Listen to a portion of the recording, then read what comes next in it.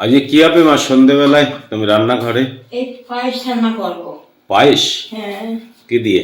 এই যে খেজুরের গুড়, চাল, গোবিন্দভোগ আর দুধ। ও পায়েস করবে? হ্যাঁ, খেজুরি পাটালি দিয়ে। এটা হচ্ছে নতুন পাটালি গুড়। পাটালি গুড়। বাহ। আর এটা হচ্ছে গোবিন্দভোগ গোবিন্দভোগ চাল, চাল, আর এটা হচ্ছে দুধ গরম করে রেখেছে। হ্যাঁ, জাল দিছি এতক্ষণ ধরে ঘন করে। ও ঘন করে, খুব ঘন করে জাল দিছি। এটা দিয়ে এই পায়েস রান্না করবো। পায়েস রান্না হবে। এটা নতুন গুড় না? নতুন গুড় পাটালি। ও এটা হচ্ছে পাটালি গুড় নতুন নতুন ও, গুড়।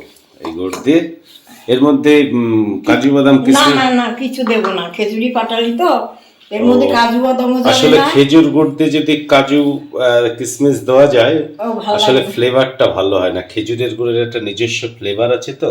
ওটা- প্লেন পায়েসই খুব ভালো লাগে। ওই হ্যাঁ, আর এটা পেড়ের পায়েসই ভালো লাগে খেজুরি গুড় দিয়ে।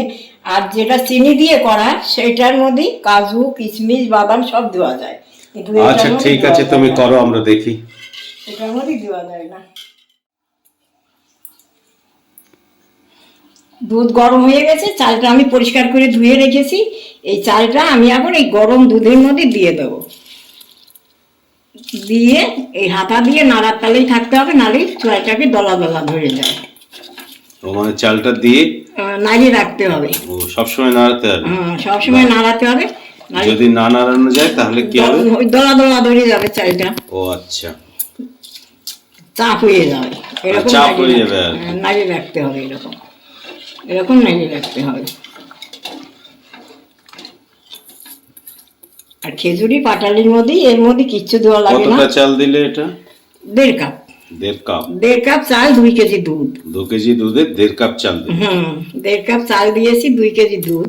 আর এই এটা মনে হয় গুড়টা অতটা লাগবে না। 300 মতন হবে হয়তো গুড়টা। 350, 300, 400 এরকম। অত গুড় লাগবে না, যতটা লাগে দেবো, আর বাদ বাকিটা রেখে দেবো।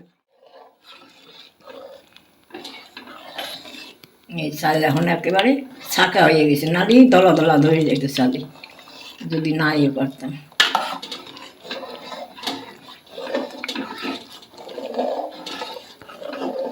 ও মানে প্রথম অবস্থাতেই নাড়াতে হবে, পরে আর নাড়াতে হবে নাকি সবসময় নাড়াতে হবে? সবসময় নাড়াতে হবে, সবসময় নাড়াতে হবে। পায়েস রান্না কাকে বলে? নাড়াইয়ে রাখতে হয়। মানে ভাতের মতো বসিয়ে না, চলে গেলে হবে না? হবে না। বাজিরম বসিয়ে দিয়ে চলে গিয়ে পরে এসে আবার দেখলাম, আবার নামালাম, সেটা হয় ও না। সেটা হবে না এখানে। না।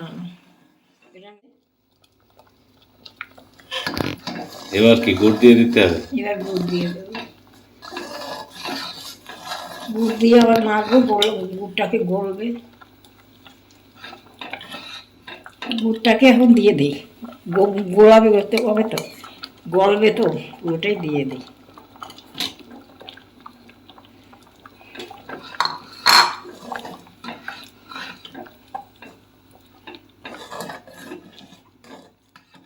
গন্ধ হয়ে গেছে ঘর সত্য, দারুণ গন্ধ। গুড়টা ভালো তো, দেখ কিরকম গুড়টা গুলে যাচ্ছে। খুব তাড়াতাড়ি গলে যাচ্ছে। চিনি দেওয়া হলে ভালো সহজে গলতো না, শক্তই থাকতো। চিনি কেন এখন দেবো? শীতকালে এখন খালি না, এই পাটালির মধ্যে অনেক সময় চিনি দেওয়া থাকে তো। পাটালি তো অনেক সময় চিনি দেওয়া থাকে, এই গুড়টা ভালো। সব সময় অরিজিনাল গুড় একটু নোনতা টাইপের হয়। ওই নুন তাই। আর যদি খুব মিষ্টি হয় তাহলে ভাববাজি ওর ভেতরে চিনি টিনি একদম পুরো মেশানো আছে। নুন তাই ছিল। একটু নোনতা টাইপের থাকে অরিজিনাল গুড়টা।